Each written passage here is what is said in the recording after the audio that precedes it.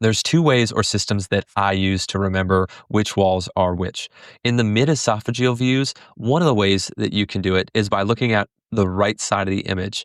The right side of the image, whether it's four chamber, two chamber, or long axis, will always be an anterior wall. So you'll have your anterolateral wall in the four chamber, your anterior wall in the two chamber, and then an anteroseptal wall in the long axis.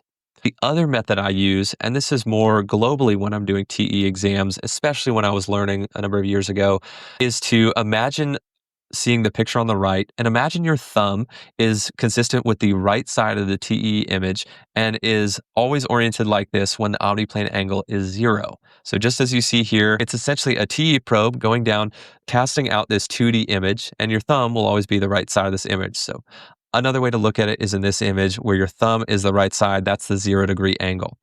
You can remember because you can see it's headed towards the patient's left side, and that's often where the anterolateral wall of the LV will be located.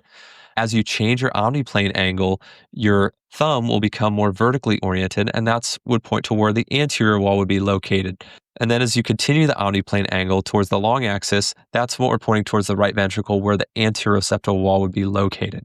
So it's just a simple way as you move your omniplane angle to keep track of what would be on the right side of the image where your thumb should be pointing.